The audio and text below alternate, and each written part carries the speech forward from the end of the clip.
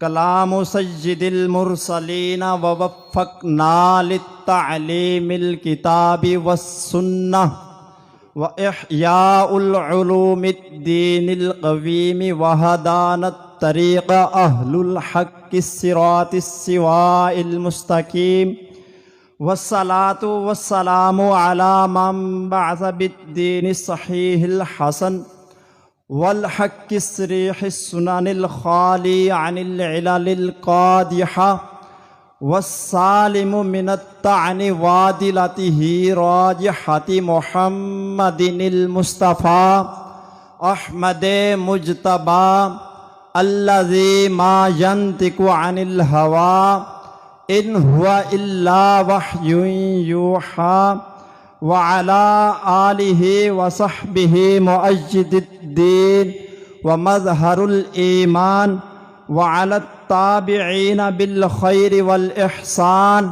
وعلى علماء امتہ فی کل زمان وعلینا بخالص لطفک وجودک وکرمک یا منان آمین برحمتک یا ارحم الراحمین اما بعد فاعوذ باللہ من الشیطان الرجیم بسم اللہ الرحمن الرحیم ان اللہ وملائکتہ یصلون علی النبی یا ایہا الذین آمنوا صلوا علیہ وسلموا تسلیما الصلاة والسلام علیک یا سیدی یا رسول اللہ الصلاة والسلام علیک یا سید یا حبیب اللہ الصلاة والسلام علیک یا سید یا نبی اللہ وعلى آلک واصحابک یا سید یا رحمة للعالمین عن ابی ہریرۃ رضی اللہ تعالی عنہ قال قال النبی صلی اللہ علیہ وسلم کلمتان حبیبتان الی الرحمن خفیفتان علی اللسان ثقیلتان فی المیزان سبحان اللہ وبحمدہ سبحان اللہ العظیم وبلغ رسولہ الکریم۔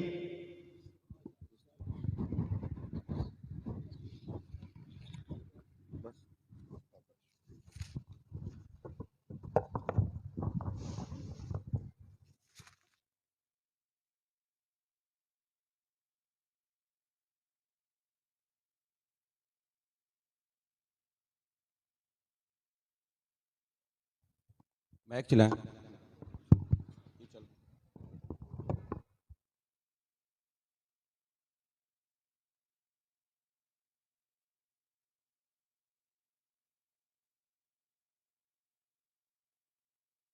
علی الاکبر والصلاة والسلام علی سید البشر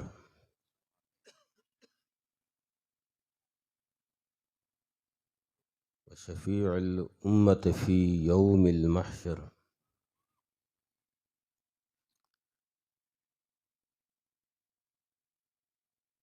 وعلى آلہ واصحابہ سرج الحرر۔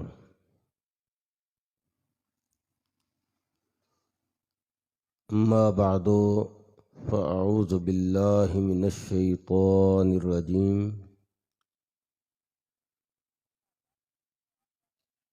بسم اللہ الرحمن الرحیم انما یخشی اللہ من عبادہ العلماء۔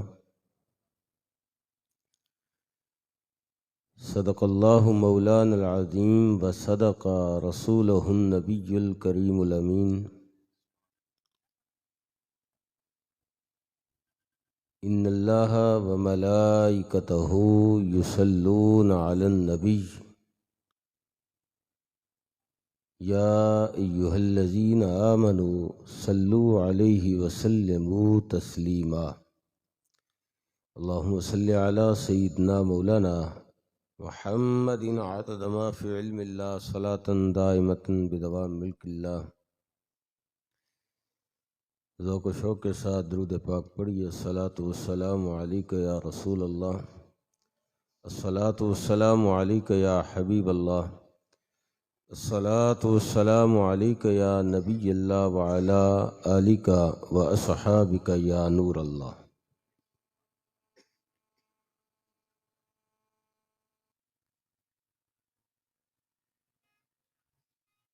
صاحب صدر گرامی قدر، لائق صد تکریم سادات کرام، انتہائی واجب الاحترام علماء کرام، بالخصوص استاذ الاساتذہ، فخر المدرسین، حضرت علامہ مولانا مفتی احمد منیب رضوی صاحب زیدہ مجدہ، استاذ الاساتذہ، فخر المدرسین، حضرت علامہ مولانا مفتی غلام محی الدین صاحب زیدہ شرفہ، استاذ الاساتذہ، فخر المدرسین، حضرت علامہ مولانا مفتی محمد کلیم ارشد رضوی صاحب زیدہ مجدہ،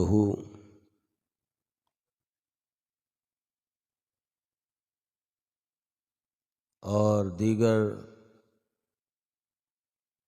واجب الاحترام اساتذہ کرام جامعہ حاضہ،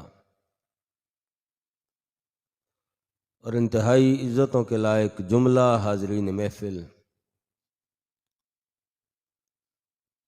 اللہ رب العزت کی عطا کردہ توفیق سے شہر ساہیوال کی معروف دینی درسگاہ جامعہ صدیقیہ رضویہ کے سالانہ جلسہ دستار فضیلت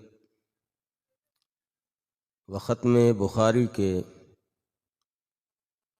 بابرکت موقع پر ہم سب کو حاضری کا شرف حاصل ہو رہا ہے۔ اللہ رب العزت جملہ احباب کا آنا اپنی بارگاہ میں قبول فرمائے، اور اس ادارہ کو دن دگنی رات چگنی ترقیاں عطا فرمائے، اور اس ادارہ کے اساتذہ کرام کی عمر، علم اور عمل میں اللہ تعالیٰ برکتیں عطا فرمائے، اور ان کا فیضان قیامت تک جاری و ساری فرمائے۔ قبل اس کے کہ میں حدیث پاک کی تشریح اور مفہوم پیش کروں، مناسب سمجھتا ہوں کہ مصنف کتاب الامام محمد اسماعیل البخاری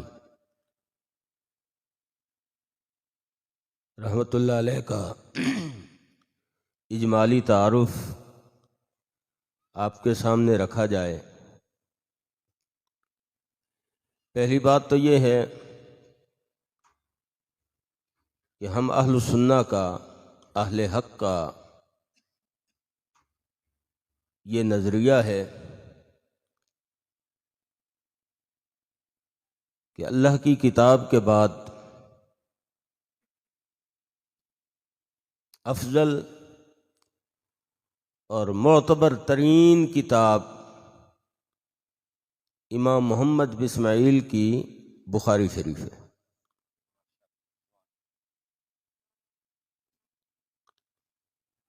امام بخاری علیہ رحمہ 13 شوال المکرم کو 194 ہجری میں خراسان کے علاقے میں پیدا ہوئے،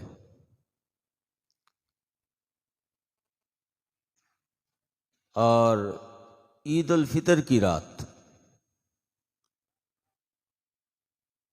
256 ہجری میں آپ کا وصال ہوا۔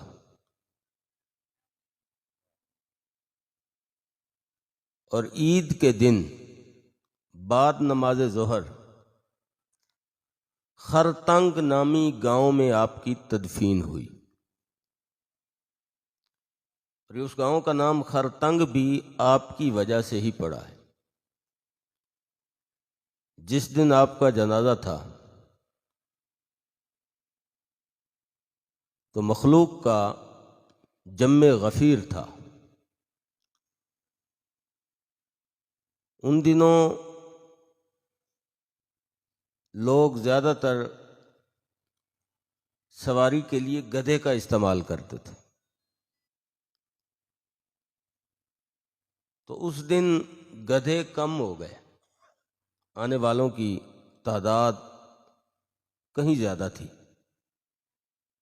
تو خر کہتے ہیں گدھے کو۔ تو لوگوں نے، گدھے والوں نے لوگوں کی مجبوری سے فائدہ اٹھاتے ہوئے کرایہ دگنا کر دیا۔ تو تنگ کا معنی مہنگا، یعنی گدھا مہنگا ہو گیا اس دن، اور اسی دن سے اس جگہ کا نام خرتنگ پڑ گیا۔ امام بخاری رحمۃ اللہ علیہ نے 5 سال کی عمر میں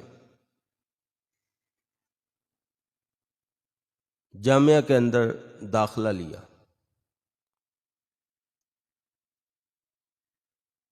اور 10 سال کی عمر تک آپ نے قرآن پاک حفظ کر لیا، اور ساتھ میں جو ابتدائی علوم تھے دینی وہ بھی حاصل کیے۔ الغرض 16 سال کی عمر میں امام بخاری علیہ رحمہ اپنی دینی تعلیم مکمل کر چکے تھے۔ اور یہ بھی بتاتا چلوں کہ آپ مادر ذات نابینا تھے۔ آپ کی والدہ نے دعا کی، مولا اگر میرے بیٹے کو بینائی عطا کر دے تو میں اسے دین کے لیے وقف کر دوں گی۔ رات کو گڑ گڑا کے اللہ کے حضور دعا مانگی، اور اس دعا کی جلد قبولیت کا اثر یہ ہوا کہ جب صبح کو بیدار ہوئیں تو اس وقت امام بخاری اپنی آنکھوں سے ہر شے دیکھ رہے تھے۔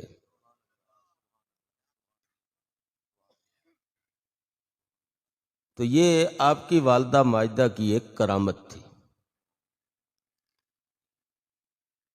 تو امام بخاری رحمۃ اللہ علیہ نے، آپ کے پاس 6 لاکھ احادیث کا مجموعہ تھا۔ 3 لاکھ احادیث آپ کو زبانی یاد تھی، اور دوسری 3 لاکھ احادیث آپ نے لکھی ہوئی تھی۔ پھر آپ نے ان 6 لاکھ احادیث میں جدید تحقیق کے مطابق تقریباً 7,555 احادیث ایسی ہیں کہ جن کو اپنی اس کتاب میں جگہ دی ہے۔ کل جو ذخیرہ ہے وہ 6 لاکھ احادیث ہے،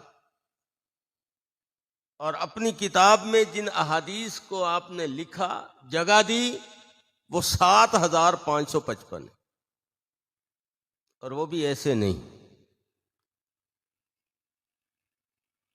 مدینہ شریف میں امام بخاری رحمۃ اللہ علیہ جب بھی کوئی حدیث لکھنے کا ارادہ فرماتے تو پہلے آپ غسل فرماتے. غسل فرمانے کے بعد 2 رکعت نماز نفل ادا کرتے. 2 رکعت نماز نفل ادا کرنے کے بعد استخارہ کی نیت سے سو جاتے. پھر بارگاہ رسالت سے اشارہ ملتا کہ اے محمد بن اسماعیل بخاری، یہ حدیث جو تو لکھنا چاہ رہا ہے یہ واقعی میرے ہی الفاظ ہیں، لہذا میں تمہیں حکم دیتا ہوں کہ اس کو لکھو اپنی کتاب میں. یوں امام بخاری رحمۃ اللہ علیہ نے یہ جتنی احادیث ہیں گنبد خضرا کے سائے میں بیٹھ کر مصطفیٰ علیہ السلام کے اشارے سے لکھی ہیں. تو آپ اندازہ لگائیے کہ یہ کتنی معتبر کتاب ہے.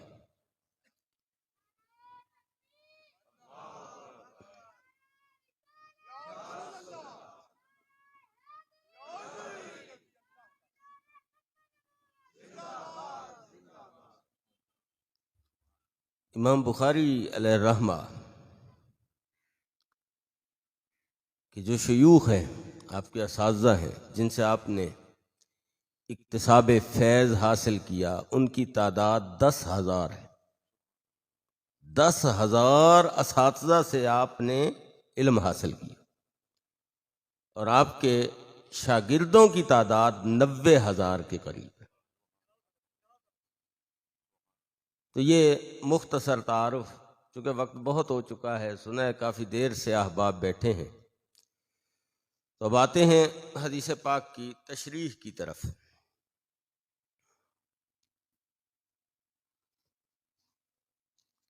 حضرت سیدنا ابو ہریرہ رضی اللہ تعالیٰ عنہ سے مروی ہے، آپ فرماتے ہیں کہ سرکار دو عالم صلی اللہ علیہ وآلہ وسلم نے ارشاد فرمایا، کلمتان حبیبتان الی الرحمن، 2 کلمے ہیں اور اللہ کو بڑے محبوب ہیں. خفیفتان علی اللسان، زبان پہ تو بالکل ہلکے ہیں، ان کا وزن نہیں ہے، لیکن ثقیلتان فی المیزان، جب میزان عمل میں ان کو رکھا جائے گا تو ان کا وزن بہت زیادہ ہوگا.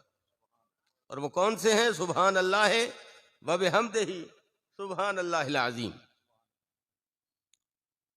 یہ تو ہوا ترجمہ. اب کچھ نحوی اور صرفی تحقیق کہ سب سے پہلے ہے کالیمتان. ایک کالمہ ہوتا ہے، ایک کلام ہوتا ہے. کالمہ الکلمۃ لفظ وضع لمعنی مفرد،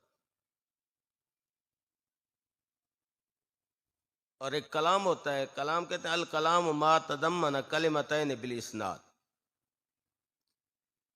کلام کل ہوتا ہے اور کلمہ اس کی جز ہوتا ہے. اور کبھی کبھی ایسا بھی ہوتا ہے کلام عرب میں کہ جز بول کر کل مراد لیتے ہیں مجازن. صاف ظاہر ہے صرفی اور نحوی تحقیق میں تو میرے مخاطب علماء ہی ہوں گے، اور یہ گفتگو انہی کے ہی لائق ہے اور ان کو سمجھنی بھی چاہیے. تو کلمہ جز ہے، کلام کل ہے، اور کبھی کبھی ایسا ہوتا ہے کہ جز بول کر مجازن کل مراد لیا جاتا ہے.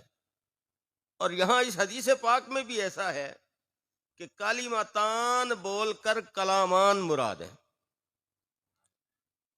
یعنی بولا کلمہ گیا ہے لیکن مراد کلام ہے یہاں. اس کے بعد فرمایا حبیبتان. حبیب یہ فعیل کے وزن پر، لیکن ہے یہ اسم مفعول کے معنی میں، یعنی حبیبتان محبوبتان کے معنی میں، کہ یہ دونوں کلمے محبوب ہیں. لیکن یہاں پر بھی مجاز کا استعمال ہوا ہے کلمے محبوب نہیں ہے جو کلموں کا قائل ہے، جو کلمات کا تلفظ کرنے والا ہے، جو ان کلمات کو زبان سے ادا کرنے والا ہے، وہ اللہ کا محبوب بن جاتا ہے۔ یعنی کلمتان حبیبتان، بظاہر یہ وصف کلمتان کی ہے، لیکن مراد یہاں ان کا قائل ہے کہ ان کا قائل محبوب ہے اللہ کی بارگاہ میں۔ اور پھر اگلی بات کہ جب کوئی کلمہ فعیل کے وزن پر ہو اور پھر اسم مفعول کے معنی میں ہو تو وہ مذکر اور مؤنث دونوں کے لیے برابر استعمال ہوتا ہے۔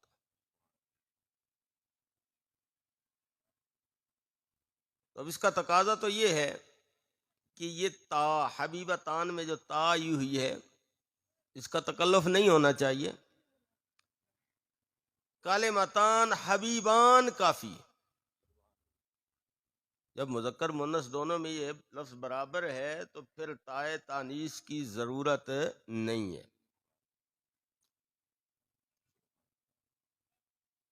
تو اس کا جواب یہ ہے کہ یہ جو تسویہ ہے مذکر اور مؤنث کے اعتبار سے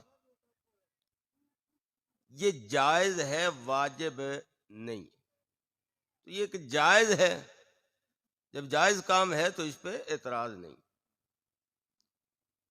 دوسرا جواب یہ دیتے ہیں کہ بھائی یہ جو آپ قاعدہ بیان کرتے ہو کہ تسویہ مذکر اور مؤنث کے اعتبار سے واجب ہے، یہ اس وقت ہو جب صیغہ مفرد کا ہو۔ یہ اس وقت ہوتا ہے جب صیغہ مفرد کا ہو، اور یہ صیغہ ہے تثنیہ کا۔ تو تثنیہ کے صیغہ میں مذکر اور مؤنث کے اعتبار سے تسویہ واجب نہیں ہے۔ تیسرا جواب یہ ہے کہ اصل میں آگے آ رہا ہے ثقیلتان، تو ثقیلتان میں بھی تا ہے۔ تو کلام عرب میں فصاحت اور بلاغت کا بڑا لحاظ ہوتا ہے، اور کلمات کو آپس میں مناسبت کے ساتھ رکھا جاتا ہے۔ تو اسی مناسبت کے پیش نظر حبیبتان میں بھی تا رکھ دی گئی تاکہ حبیبتان اور ثقیلتان میں مناسبت قائم ہو جائے۔ چوتھا جواب یہ ہے کہ یہ تائے تانیث ہے ہی نہیں کہ جس کی بنیاد پہ تم نے اعتراض کیا ہے، یہ تا نقلیت کی ہے۔ جس طرح کافیہ شافیہ میں تا نقلیت کی ہوتی ہے، یہاں پر بھی تا نقلیت کی ہے۔ اس کے بعد فی المیزان، خفیفتان علی اللسان، یعنی زبان پر ہلکے ہیں، صاف ظاہر ہے کوئی اتنا یہ ثقیل الفاظ نہیں ہے، عام آدمی بھی ان کا تلفظ کر لیتا ہے، لیکن میزان کے اندر ان کا بڑا وزن ہوگا۔ میزان وہ ترازو ہے کہ جس میں قیامت والے دن ہمارے اعمال کو تولا جائے گا۔ یہاں پر بھی ایک گمراہ فرقہ ہے معتزلہ، وہ اہل حق کے ساتھ اختلاف کرتے ہیں۔ اہل حق کے نزدیک تو میزان حق ہے، وزن حق ہے، بالکل اعمال کو تولا جائے گا اور پھر اسی کے مطابق جزا اور سزا کا تعین ہوگا۔ لیکن معتزلہ کہتے ہیں کہ اعمال کا وزن نہیں ہوگا۔ کیوں؟ وہ کہتے ہیں اعمال اعراض ہیں، اور عرض دو زمانے باقی نہیں رہتا، معدوم ہو جاتا ہے، ختم ہو جاتا ہے، فنا ہو جاتا ہے۔ تو پھر اب دوبارہ میدان محشر میں اعمال پھر لوٹیں گے تو یہ معدوم کا اعادہ ہے، اور معدوم کا اعادہ محال ہوتا ہے۔ یا پھر دوسرے لفظوں میں ہم یوں کہہ سکتے ہیں کہ معتزلہ عالم غیب کی اشیاء کو عالم ظاہر کی اشیاء پر قیاس کرتے ہیں. عالم غیب کی اشیاء کو عالم ظاہر کی اشیاء پر قیاس کرتے ہیں کہ جب عالم ظاہر میں جو عرض ہے، عرض کہتے ہیں جو غیر کے ساتھ قائم ہو، جس کا اپنا وجود نہ ہو، جس طرح سیاہی اور سفیدی، یہ اعراض ہیں، ان کا اپنا وجود نہیں ہے، یہ تو جسم کے ساتھ قائم. سیاہی سیاہ جسم کے ساتھ قائم ہوتی ہے، سفیدی سفید جسم کے ساتھ قائم ہوتی ہے، اس کا اپنا وجود نہیں. تو وہ سمجھتے ہیں کہ شاید عالم غیب میں بھی ایسا ہوگا کہ اعراض کا وجود نہیں ہوگا جس طرح عالم ظاہر میں اعراض کا وجود نہیں. لیکن یہ ان کا خیال باطل ہے، یہ ان کا قیاس مال فارق ہے. عالم غیب کی اشیاء کو عالم ظاہر کی اشیاء پر قیاس کرنا یہ قیاس مال فارق ہے. اس لیے کہ عالم غیب کی اشیاء کا حکم اور ہے اور عالم ظاہر کی اشیاء کا حکم اور ہے. مثال کے طور پر سرکار دو عالم صلی اللہ علیہ وآلہ وسلم نے، یہ حدیث بخاری شریف میں بھی موجود ہے، صحابہ کرام علیہم رضوان کو اپنا خواب سنایا کہ میں نے خواب دیکھا ہے، میرے سامنے قیامت کا منظر ہے اور لوگ مجھے دکھائے گئے اور انہوں نے قمیص پہنا ہوا ہے. کچھ لوگوں کا قمیص سینے تک ہے،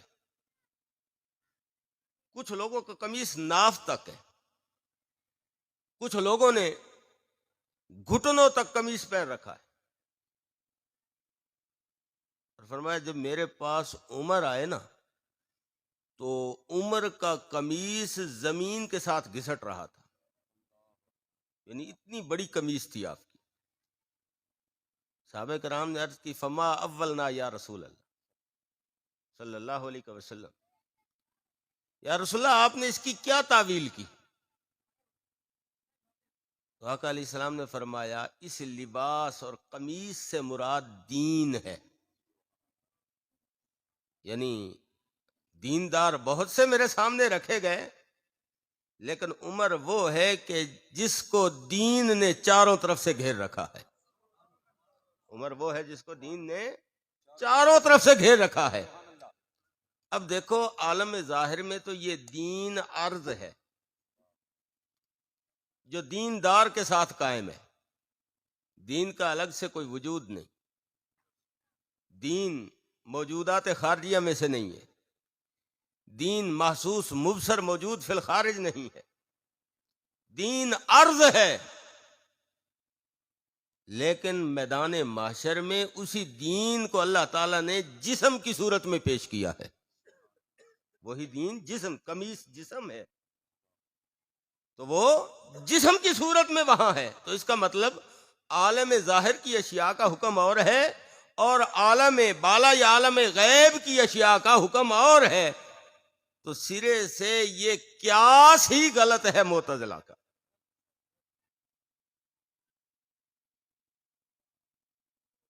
پھر وہ یہ کہتے ہیں، اس حوالے سے میں پچھلی بار جب آیا تھا تو کافی بحث کر چکا ہوں، اب وہ میں باتیں چھوڑ رہا ہوں.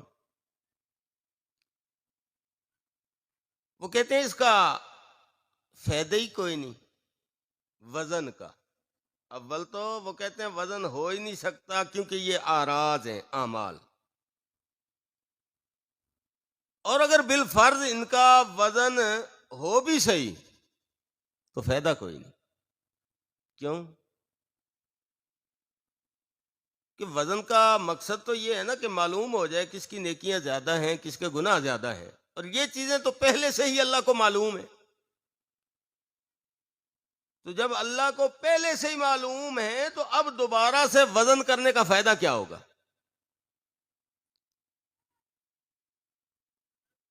تو اس کا جواب یہ ہے، یعنی وہ کہتے ہیں کوئی فائدہ نہیں ہے، تو ہم کہیں گے اس کا مطلب یہ ہے کہ تمہارے نزدیک اللہ کے افعال معلل بالاغراض ہوتے ہیں۔ اللہ کے افعال معلل یعنی اللہ کے افعال میں، اللہ کے فعل میں کوئی نہ کوئی اس کی غرض ہوتی ہے۔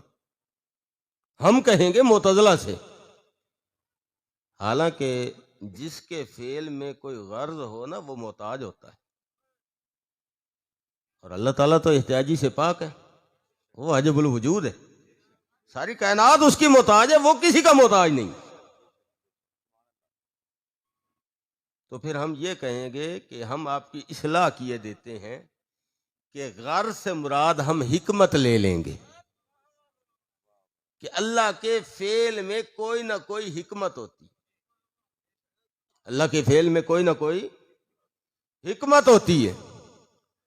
تو ہو سکتا ہے، ہم یقین، ہمارا ایمان ہے کہ اللہ کو ہر شے کا علم ہے، لیکن پھر بھی وزن کیا جا رہا ہے یا کیا جائے گا، ہو سکتا ہے اس میں اللہ کی کوئی حکمت ہو، اور اللہ کی حکمت پہ ہم واقف ہوں یہ ضروری تو نہیں ہے۔ اللہ کی حکمت پہ ہم واقف ہو جائیں یہ کوئی ضروری، یہ تو اس کی مرضی ہے، ہمیں اپنی حکمت بتائے یا نہ بتائے، تو اس کی کوئی نہ کوئی حکمت ہو سکتی ہے، اور اس حکمت کے پیش نظر میزان ہوگا، ترازو ہوگا، وزن ہوگا اعمال کا۔ اور پھر علماء نے اپنی طرف سے کچھ اندازہ بھی لگایا کہ حکمت یہ بھی ہو سکتی ہے کہ اللہ دنیا والوں کو دکھائے گا اس دن کہ تم بھی ساری زندگی عدل کرتے رہے، انصاف کرتے رہے، تم نے آج میرا عدل بھی دیکھ لیا، تمہیں پتہ ہونا چاہیے کہ رب کا انصاف اس طرح ہوا کرتا ہے، کہ رب کا انصاف جو ہے وہ اس طرح ہوا کرتا ہے، فرمایا اس حکمت کے پیش نظر اعمال کا وزن ہوگا۔ اس کے بعد سبحان اللہ، لفظ سبحان، کبھی تو یہ مضاف ہو کے استعمال ہوتا ہے اور کبھی بغیر اضافت کے اس کا استعمال ہوتا ہے۔ اگر بغیر اضافت کے استعمال ہو تو یہ پھر غیر منصرف ہوتا، اور غیر منصرف کے دو سبب، ایک المیت ہے اور دوسرا الف نون زائدہ تان۔ اور اگر یہ مضاف ہو کر استعمال ہو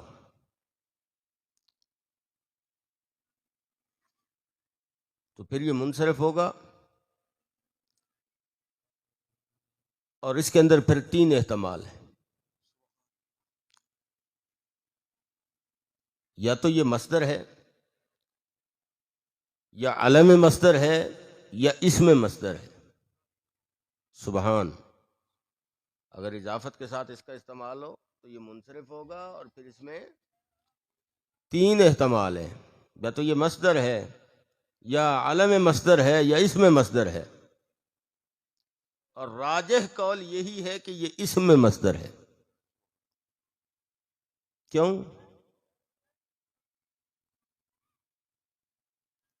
اگر یہ ہو مصدر تو پھر دو حال سے خالی نہیں، یا تو ثلاثی مجرد سے ہے یا ثلاثی مزید فی سے،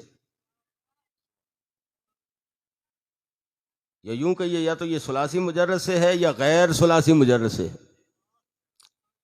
غیر ثلاثی مجرد سے تو یہ ہو نہیں سکتی، سبحان مصدر ہو اور غیر ثلاثی مجرد کی ہو، یہ نہیں ہو سکتا۔ کیوں؟ کہ غیر ثلاثی مجرد کے مصادر کے جو اوزان ہیں وہ مخصوص ہیں، معین ہیں، ان میں سے یہ کسی وزن پہ بھی نہیں ہے،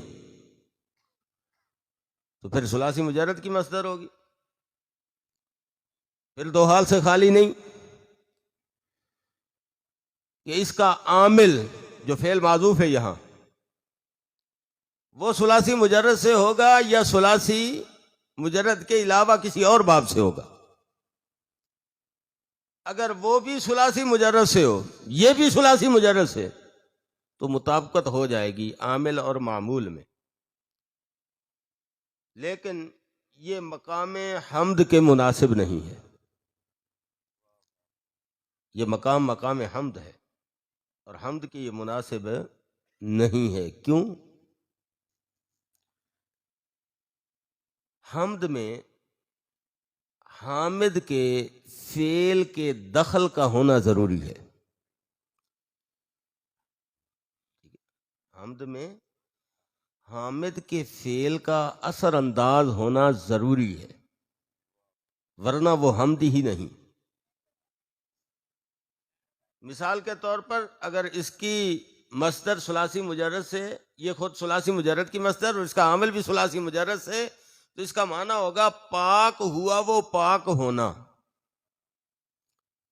پاک ہوا وہ پاک ہونا. تو پھر تیرا میرا تو کوئی کمال نہیں ہے. ٹھیک ہے، حامد کی یہاں پر کوئی دخل اندازی نہیں ہے، تو لہذا یہ حمد کے شایان شان نہیں. اور اگر اس کا عامل غیر ثلاثی مجرد سے ہو تو پھر اس کے حمد میں دخل اندازی تو ثابت ہو جائے گی، لیکن عامل اور معمول میں مطابقت نہیں رہے گی، کیونکہ عامل غیر ثلاثی مجرد سے، معمول ثلاثی مجرد سے. اسی طرح اگر ہم اس کو علم مصدر بنائیں تو علم مصدر بھی نہیں بن سکتا، کیونکہ قاعدہ ہے کہ علم مضاف نہیں ہوتا اور یہ یہاں پر مضاف ہے. تو اس لیے تیسرا احتمال راجح ہے، یہ اسم مصدر ہے. اگرچہ پہلے دو احتمالات جو مرجوح ہیں ان کے بھی جوابات موجود ہیں، لیکن ایک دفعہ اعتراض تو پڑتا ہے نا ان پہ، پھر جواب دینا پڑتا ہے، پھر جا کے سائل کی تشفی ہوتی ہے. اور اس میں مصدر والا احتمال لینے میں سرے سے سوال ہوتا ہی نہیں ہے. تو اس وجہ سے یہ راجح ہے، باقی دو مرجوح.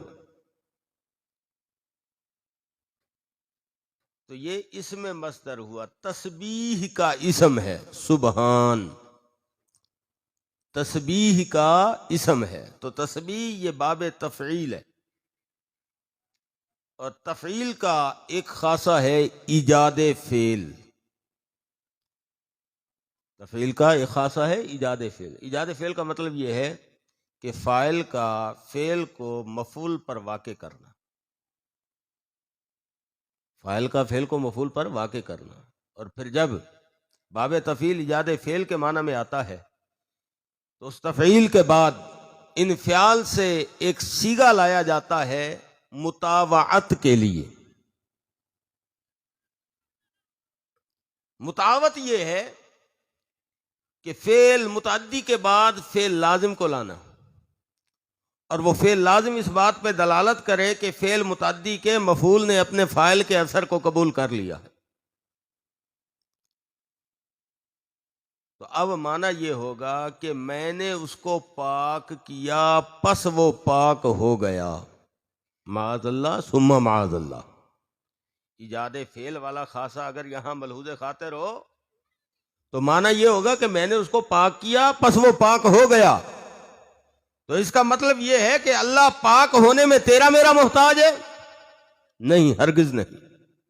تو ایجاد فعل والا خاصہ اور معنی یہاں مناسب نہیں ہے.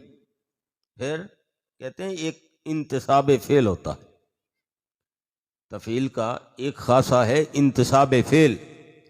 انتصاب فعل کا مطلب یہ ہے کہ فاعل کا فعل کو مفعول کی طرف منسوب کرنا، اور یہ معنی یہاں پر مناسب ہے کہ میں نے اللہ کو پاکی کی طرف منسوب کیا ہے، پاکی کی اس کی طرف نسبت کی. اور پھر انتصاب فعل کبھی تو اعتقاد کے ساتھ ہوتا ہے، کبھی قول کے ساتھ ہوتا ہے، کبھی دلالت حال کے ساتھ ہوتا ہے، کبھی جوارے کے ساتھ ہوتا ہے، اور یہ سارے معنی لینا یہاں پہ مناسب ہے. اگر انتصاب فعل یہاں پر اعتقاد کے ساتھ ہو تو پھر سبحان اللہ کا معنی یہ ہوگا کہ ہمارا عقیدہ ہے اللہ ہر عیب سے پاک ہے. اور اگر انتصاب فعل قول کے ساتھ ہو تو پھر معنی یہ ہوگا کہ ہم زبان سے بھی کہتے ہیں کہ اللہ ہر عیب سے پاک ہے. اور اگر انتصاب فعل جوارے کے ساتھ ہو تو پھر اس کا معنی یہ ہوگا کہ ہمارا رکوع، ہمارا سجود، ہمارا قیام، ہماری نمازیں، ہمارے روزے، ہماری عبادتیں، ہماری ریاستیں اس بات پہ دلالت کر رہی ہیں کہ اللہ ہر عیب سے پاک ہے، تبھی تو اس کے حضور ہم نے اپنا سر جھکا رکھا ہے۔ اور اگر انتصاب فعل ہو دلالت حال کے ذریعے تو وہ بھی مناسب ہے کہ مسبح کا امکان اور حدوث، ہم ممکن ہیں، ہم حادث ہیں، ہم فنا ہونے والے ہیں، ہمیں بقا نہیں ہے، بقا صرف اسی کی ذات کو ہے، تو ہمارا امکان اور ہمارا حدوث اس بات پہ دلالت کرتا ہے، یعنی ہماری حالت چیخ چیخ کر پکار رہی ہے کہ اللہ ہر عیب سے پاک ہے، اللہ ہر عیب سے پاک ہے۔ تو یہ مختصر تشریح میں نے آپ کے سامنے رکھی۔ صاحبو، بات یہ ہے کہ ایک علم ہوتا ہے، ایک عمل ہوتا ہے۔ علم بھی بہت بڑی دولت ہے، عمل بھی بہت بڑی دولت ہے، لیکن ایک شے اور بھی ہے کہ جس کا علم اور عمل کے ساتھ بڑا گہرا تعلق ہے، اور وہ ہے انسان کا اخلاص، کہ اپنا ہر فعل، ہر کام، ہر قدم اللہ کی رضا کے لیے اٹھائے۔ یہ ہے اخلاص۔ تو میرے والد گرامی رحمت اللہ علیہ، اللہ ان کی قبر پہ کروڑوں رحمتوں کو نزول فرمائے اور ان کا یہ فیضان قیامت تک جاری و ساری فرمائے۔ آپ فرمایا کرتے تھے کہ علم بھی اپنی جگہ بجا ہے، عمل بھی اپنی جگہ پہ ایک حیثیت رکھتا ہے، لیکن جب بندے کے پاس اخلاص کی دولت آتی ہے تو وہ اخلاص بندے کے علم کو بھی چمکا دیتا ہے، بندے کے عمل کو بھی چمکا دیتا ہے، اور فرمایا اس کی برکت سے بندے کا اپنا سینہ بھی چمک جاتا ہے، اور پھر جو اس بندے سے منسوب ہوتا ہے رب اس کا سینہ بھی چمکا کے رکھ دیتا ہے۔ یہ کب ہوتا ہے؟ جب بندے کے پاس اخلاص کی دولت ہو۔ بس اخلاص کے حوالے سے ایک بات عرض کر کے اجازت۔ حضرت حاتم اصم رحمت اللہ علیہ، آپ کا وصال ہو گیا، تو آپ کے وصال کے بعد آپ کے شاگردوں میں سے، تلامذہ میں سے، خلفاء میں سے، مریدین میں سے جو معتبر شخصیت تھی وہ حضرت شقیق بلخی رحمت اللہ علیہ۔ تو جو چاہنے والے تھے حضرت حاتم اصم رحمت اللہ علیہ کے، تو ان کی خدمت میں حاضر ہوئے اور کہنے لگے کہ ہم یہی سمجھتے ہیں کہ حاتم اصم رحمت اللہ علیہ کے بعد ان کی مسند پہ بیٹھنے کے حقدار آپ ہیں، تو مہربانی کیجئے مسند سنبھالیے۔ حضرت شقیق بلخی رحمت اللہ علیہ فرماتے ہیں کہ میں تو اس لائق نہیں ہوں کہ میں اپنی استاد کی مسند پہ بیٹھوں، میں نہیں بیٹھوں گا۔ انہوں نے بڑی منت سماجت کی، حضور اور کوئی نہیں ہے آپ کے علاوہ، مہربانی کریں آپ نے فرمایا مجھے 1 سال مہلت دے دیں، سال کے بعد پھر دیکھیں گے۔ انہوں نے کہا ٹھیک ہے جی، آپ کو مہلت ہے 1 سال۔ تو آپ اپنے گھر میں ایک کونے میں الگ ہو کے بیٹھ گئے۔ فرضی عبادات کے علاوہ باقی وقت یہ وظیفہ ہوتا تھا ان کا کہ وہ اپنے دل کو سمجھاتے رہتے تھے کہ اے دل، تو نے جو بھی کرنا ہے اللہ کی رضا کے لیے کرنا ہے، تو نے جو بھی کرنا ہے اللہ کی رضا کے لیے کر، اسی پہ قائل کرتے رہتے تھے دل کو۔ سال کے بعد حاضر ہو گئے حضرت حاتم اصم رحمۃ اللہ علیہ کے چاہنے والے، اور حضرت شقیق بلخی رحمۃ اللہ علیہ سے پھر عرض کرتے حضور سال ہو گیا۔ آپ نے کہا چلو۔ وہ ایک درخت تھا، اس درخت کے سائے میں حضرت حاتم اصم بیٹھ کے پڑھاتے تھے، تو یہ بھی اٹھے اسی درخت کی طرف۔ جب چلے نا تو درخت پہ چڑیاں بیٹھی تھیں، جو ہی آپ نے قدم درخت کی جانب بڑھائے چڑیاں اڑ گئیں۔ حضرت شقیق بلخی وہیں سے مڑ آئے۔ فرمانے لگے یار میں ابھی اہل نہیں ہوں، ابھی میں اپنے استاد کی مسند پہ بیٹھنے کا حقدار نہیں ہوں، مجھے 1 سال اور دے دو۔ ٹھیک ہے جی، پھر آگے اسی جگہ پہ وہی وظیفہ فرض عبادت کے علاوہ ہر وقت اپنے آپ کو قائل کرتے رہے یار تو نے جو بھی کرنا ہے اللہ کی رضا کے لیے کرنا۔ سال کے بعد پھر آئے، چند قدم رکھے ہی تھے کہ چڑیاں جو بیٹھی تھیں اڑ گئیں، آپ پھر وہیں سے واپس لوٹ آئے، فرمانے لگے 1 سال اور چاہیے مجھے۔ سال کے بعد پھر بڑھے اسی درخت کی طرف، جب آپ درخت کے سائے کے نیچے آئے تو آپ نے دیکھا کہ چڑیاں اسی طرح سکون سے بیٹھی ہیں۔ آپ نے فرمایا بھائی مبارک ہو، میں اب حقدار ہوں کہ اپنے استاد کی مسند پہ بیٹھوں۔ آپ نے پڑھانا شروع کر دیا۔ لوگوں نے کہا حضور سب ٹھیک ہو گیا، لیکن یہ بات ہمیں سمجھ میں نہیں آ رہی کہ آپ آتے تھے درخت کی طرف پھر راستے سے ہی واپس مڑ جاتے تھے، آج تیسری دفعہ یہاں پہنچے ہیں تو اب فرما رہے ہیں کہ میں حقدار ہوں، یہ آپ کو کیسے اندازہ ہوا؟ آپ نے فرمایا پہلی دفعہ جب میں نکلا تھا اپنے حجرہ سے، اپنے گھر سے درخت کی طرف بڑھا تھا، تو جو ہی میں نے قدم بڑھائے درخت کی طرف چڑیاں مجھے دیکھ کے اڑ گئی۔ دوسری دفعہ جب میں نے قدم رکھے درمیان میں تھا کہ چڑیاں اڑ گئی۔ تیسری دفعہ میں درخت کے نیچے آ گیا لیکن چڑیاں بیٹھی ہیں۔